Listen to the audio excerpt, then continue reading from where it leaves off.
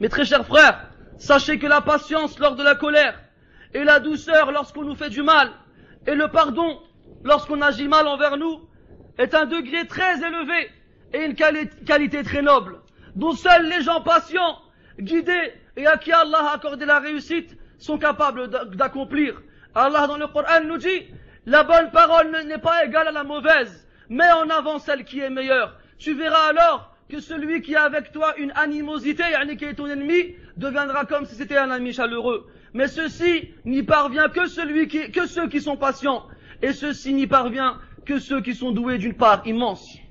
Et le prophète dit, alayhi salatu wassalam, non, Amr ibn al-As radiallahu anhu, Abdullah ibn Amr ibn al-As radiallahu anhu nous dit, lorsqu'il décrivait le prophète, alayhi salatu wassalam, il n'était pas dur, ni sévère, il ne criait pas dans les marchés, et il ne répondait jamais au mal par le mal, mais il pardonnait et excusait. Et Aïcha radiallahu anha nous dit, le prophète sallallahu alayhi wa sallam n'a jamais rien frappé de sa main, ni une femme, ni un serviteur, ni un serviteur, sauf lorsqu'il combattait dans le chemin d'Allah Azza wa Jal. Et lorsqu'on lui faisait du mal, il ne se vengeait jamais, sauf si un interdit d'Allah Ta'ala était accompli. Alors il se vengeait pour Allah Subhanahu wa Ta'ala. Mes très chers frères, sachez qu'on ne sera jamais à l'abri, jamais tranquille, jamais heureux, sauf lorsque la poitrine est tranquille et s'est libérée des suggestions sataniques qui poussent à avoir des sentiments mauvais envers les autres. Que lorsqu'on a éteint le feu qui brûle dans nos poitrines, qui est allumé par l'animosité et par la haine, celui qui retient dans son cœur la haine et la colère et qui attend l'occasion pour pouvoir se venger, celui-là, il ne vit pas apaisément, il ne vit pas paisiblement. Sa vie devient noire et terne. Son cœur n'est jamais tranquille. Et son corps se met à se fatiguer. Et pire que cela, on mange de sa chair. Les gens parlent de lui en disant que c'est une personne mauvaise, qui cherche toujours à se venger et à nuire, et qui attend toujours le moindre moment et la moindre occasion pour pouvoir ressortir de ses entrailles le mal qu'il a planté. Celui qui vient ainsi ne vit pas bien. Celui qui vient ainsi ne fait que amener son corps à une destruction lente et son cœur à une mort certaine. Sachez que pour être préservé de cela, il faut pardonner et ne plus prêter attention au mal qu'on nous a fait. Il a été dit que dans ta mansuétude, il y a le repos de tes membres. Dans le fait de pardonner, tu reposes tes membres. Et on a dit à l'imam Ahmad rahimahullah, être préservé de tout mal est divisé en 10 parties. Et 9 de ces 10 parties sont at-taraful. At-taraful, c'est le fait de ne pas faire attention. Faire comme si on n'était pas au courant. Quelqu'un t'a fait un mal, eh ben oublie-le, n'y pense plus. Alors l'imam Ahmad il a répondu non. Al-afiyah, être préservé du mal, c'est 10 parties qui sont toutes dans at-taraful, qui sont toutes dans le fait d'oublier le mal qu'on nous a fait. L'imam Shafi'i rahimahullah disait, lorsque je pardonne et que je ne tiens pas rancœur à quelqu'un, je me suis libéré, j'ai libéré mon âme du souci de l'animosité. Al-Bukhari rapporte d'après Ibn Abbas radiyallahu anhu qu'un homme est rentré chez Omar ibn al-Khattab radiyallahu anhu alors qu'il était commandeur des croyants. Il lui a dit, Ya Omar, tu ne nous donnes pas de bonnes parts et tu n'es pas juste lorsque tu juges envers nous. Il y a toujours eu des gens qui n'ont pas été d'accord avec leur gouverneur et qui n'ont pas été satisfaits de leur gouverneur. Et même lorsqu'ils avaient les meilleurs des gouverneurs, ils trouvaient le moyen de s'en plaindre. Le premier d'entre eux, Dhul Khuwaysira, qui a osé dire au prophète, alayhi salatu wassalam, alors qu'il faisait un partage d'un butin, Ya Muhammad, crains Allah et sois juste. Il a osé dire cela au prophète, alayhi salatu wassalam. Et en voici un autre, qui n'a aucun scrupule à se mettre debout devant Omar ibn al-Khattab, radiyallahu anhu, pour lui dire, tu n'es pas juste lorsque tu juges entre nous, et lorsque tu donnes, tu n'es pas généreux. Alors comment voulez-vous aujourd'hui que les descendants de ceux-là n'en fassent pas autant avec des gens qui sont, bien entendu, moins bons et moins bien que les plus prédécesseurs? Alors, lorsque l'homme il a dit ça, Omar, tu n'es pas juste envers nous, et tu n'es pas généreux dans ton don. Omar radiyallahu anhu, comme on dit, a vu rouge. Il a été pris d'une colère immense, à un point où il a eu envie de se lever pour aller le frapper. Alors un de ceux qui étaient présents, qui répond au nom Al-Hurr ibn Qais, a dit à Omar radiyallahu anhu, ô commandeur des croyants, Allah dans le Coran dit à son messager sallallahu alayhi wa sallam, khudhil afu, prends la mansuétude, prends le pardon. Si tu as le choix entre la vengeance et le pardon, alors prends le pardon. Khudhil afu, prends le pardon, wa'mur bil urf, et ordonne le convenable. Wa'a'rid 'anil jahilin, et détourne-toi des ignorants. Et il a dit, et celui-ci fait partie des ignorants. Alors détourne-toi de lui.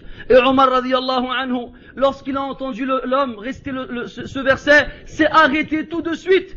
Et il n'a plus prêté attention à cet homme, car Omar radiyallahu anhu s'arrêtait aux limites qu'Allah Ta'ala posait. Alors mes frères, pardonnez-vous. Passez l'éponge sur le mal qu'on vous a fait, et sur ceux qui vous ont fait du mal. Pas pour ces gens-là, ne le faites pas pour eux, mais faites-le pour acquérir et obtenir l'agrément d'Allah Ta'ala et sa satisfaction. Et faites-le aussi pour obtenir son immense récompense. Et faites-le aussi pour qu'Allah Ta'ala vous pardonne. Faites sortir de vos poitrines l'étroitesse de la dispute vers la largeur du pardon. Faites sortir de vos poitrines la difficulté de la rancune vers la facilité de la compagnie et du fait de rester les uns avec les autres. Repliez le tapis du fait de couper les liens de parenté et de rester seul. Et faites en sorte que le lien qui nous unit tous, qui est la fraternité, reste consolidé. Ayez comme objectif l'affection et l'amour, et surtout, acceptez les excuses des autres. Acceptez les excuses des autres, car sachez qu'accepter les excuses fait partie des meilleurs comportements. Et si vous êtes capable de punir celui qui vous a fait un mal, alors pardonnez-lui en ayant l'intention, dans ce pardon, de remercier Allah Ta'ala, car il a fait que vous êtes capable de punir quelqu'un d'autre. Le prophète sallallahu alayhi wa sallam nous rapporte, Abdullah ibn Umar radiyallahu anhu nous rapporte qu'un homme est venu voir le prophète sallallahu alayhi wa sallam, il lui a dit, Ya Rasulallah, combien de fois devons-nous pardonner à nos serviteurs? Les gens avaient des esclaves, et les esclaves ils faisaient des différentes tâches, et ils avaient l'habitude de faire beaucoup de bêtises. Et l'homme il demande à partir de quand on ne doit plus pardonner à nos serviteurs. Alors le prophète sallallahu alayhi wa sallam n'a pas répondu. Alors l'homme a répété la question une seconde fois, et le prophète sallallahu alayhi wa sallam n'a pas répondu. Alors l'homme a répété la question une troisième fois, et le prophète a dit alayhi salatu wassalam, pardonne-lui 70 fois par jour. Pardonne-lui 70 fois par jour. Un maître et son esclave, le plus haut degré de l'échelle sociale et le plus bas, lorsqu'il est amené à faire des erreurs ou à se tromper ou bien ne pas faire correctement ce qu'on lui dit de faire, on doit patienter avec lui et lui pardonner 70 fois par jour. Que dire alors des gens qui sont nos amis proches, qui sont nos parents, qui sont nos enfants, qui sont nos frères et nos sœurs? Que dire de cela alors? Ces gens-là qui ont des degrés moindres ou supérieurs à nous dans cette échelle hiérarchique. Le prophète dit alayhi salatu wassalam, du moins un sahabi a dit au prophète alayhi salatu wassalam, je dis ya Rasulallah, je suis dans la rue et je passe près d'un homme, il ne me passe pas le salam et ne m'invite pas chez lui. Et moi lorsque lui passe devant moi, est-ce que je dois en faire autant? Le prophète sallallahu alayhi wa sallam il a dit non, passe-lui le salam et invite-lui. Et Allah dans le Coran il dit in tubdu khayran aw tukhfuhu aw ta'fu an su. Si vous montrez le bien que vous faites ou bien vous le cachez ou bien vous pardonnez un mal, fa inna Allah kana afuwan qadira. Allah Ta'ala abaisse les péchés et est capable de punir. Et les savants nous disent qu'Allah Ta'ala a fini ce verset en nous informant que lui aussi pardonnait les péchés pour nous faire comprendre que si tu pardonnes aux gens, eh bien Allah Ta'ala te pardonne. Mes très chers frères, combien avons-nous vu entre les époux, entre les frères, entre les proches, entre les voisins, des disputes incessantes, des épreuves et du mal très très grand, à un point où le divorce ne s'arrête pas, à un point où les gens coupent les liens de parenté, à un point où les liens qui unissent les familles sont détruits. Alors craignez Allah, mes très chers frères, et faites attention aux droits que chacun a sur l'autre, que ce soit dans la proximité familiale, ou bien dans les liens de parenté, ou bien dans le voisinage. Arrêtez de vous disputer, arrêtez de vous isoler les uns des autres, et de ne plus vous parler.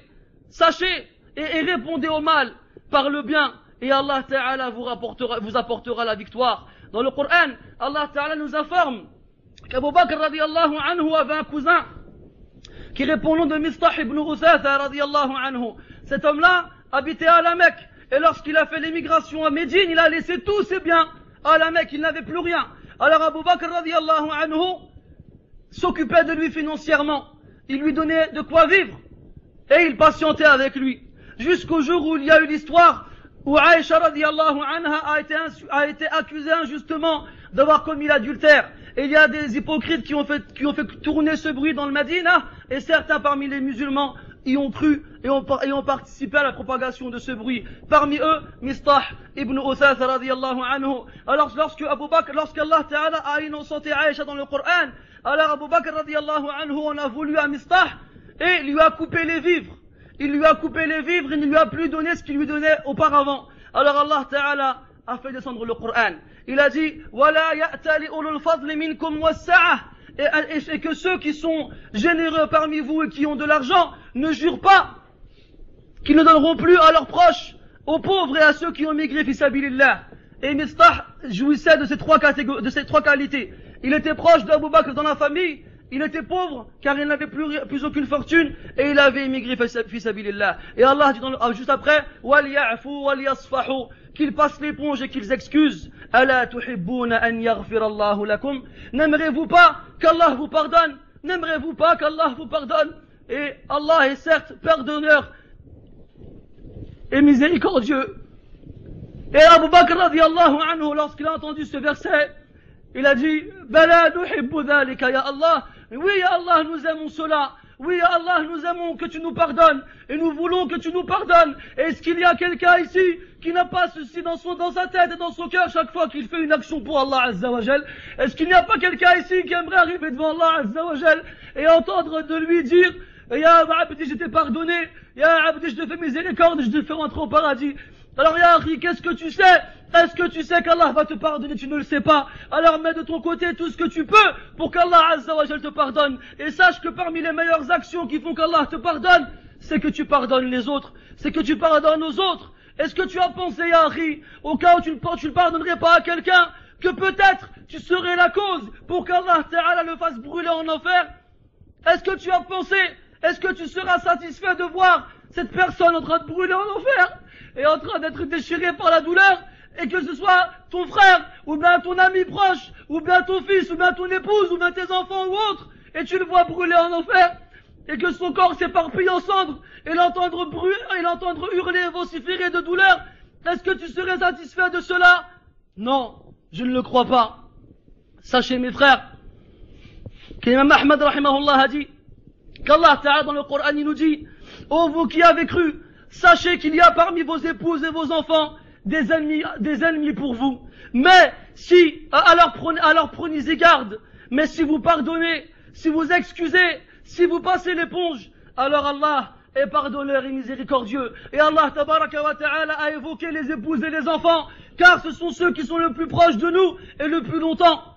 Et donc forcément, plus on est proche de quelqu'un et plus on est avec lui, et forcément on fera des erreurs, et forcément on fera des bêtises, alors qu'on pardonne, qu'on pardonne et qu'on ne reste pas rancunier, et qu'on ne garde rien dans le cœur. L'imam Ahmad rahimahullah a dit: qu'est-ce que tu vas gagner, ô esclave d'Allah, à ce qu'Allah Ta'ala châtie ton frère musulman par ta cause? Qu'est-ce que tu vas gagner? Mes très chers frères, sachez que le fruit de l'écoute, c'est la mise en pratique. Le fruit de l'écoute, c'est la mise en pratique. Alors faites partie de ceux qui écoutent la parole et qui la font suivre de la meilleure façon, par la mise en pratique. Nas'alullah tabaraka wa ta'ala an yaj'alana min alladhina yunfiquna fi as-sarra'i wad-dharra' wa an yaj'alana min al-kadhimina li ghayzihim wa an yaj'alana min al-'afina 'anil nas. Allahumma a'fu 'anna ya karim, Allahumma a'fu 'anna ya karim, Allahumma a'fu 'anna ya karim. Allahumma azil min qulubina al-ghilla wal-hiqda wal-baghdha'a ya arhamar rahimin.